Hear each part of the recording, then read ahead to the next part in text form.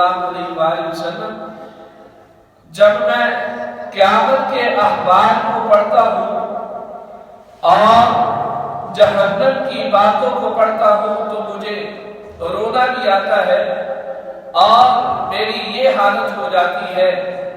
کہ میں جب اس کو سوچتا ہوں دماغ میں بات آتی ہے تو اس وقت لذت داری ہوتا ہے جس کے ساتھ کمزوری پیدا ہوتی ہے۔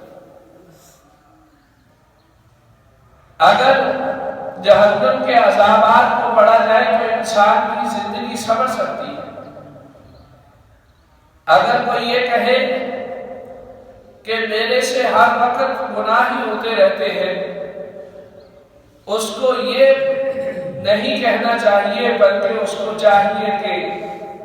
آخری 2 سپارے اس کے اندر جتنے اللہ نے قیامت کے اور جہنم کے احوال بتلائے ہیں اس سے زیادہ کسی اور سپارے میں نہیں بتلائے۔ ان 2 سپاروں کے اندر وہ قیامت کے احوال کو پڑھے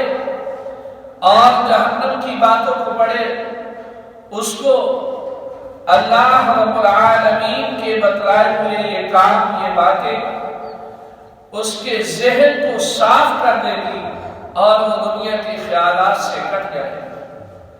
دنیا کے کاموں سے، دنیا کی خواہشات سے کٹ جائے گا۔ اللہ رب العالمین نے اس جہنم کے بارے میں بتایا وَمَأْوَاهُمْ جَهَنَّمُ، ان کے لیے ٹھکانہ جہنم ہے، وَبِئْسَ الْمَصِيرُ، یہ لوٹائے جانے کی بدترین جگہ ہے۔ اللہ رب العالمین سے دعا ہے کہ مالک کائنات ہمیں کلام اللہ کو سمجھنے کی، اس کے مطابق عمل کرنے کی توفیق عطا فرمائے۔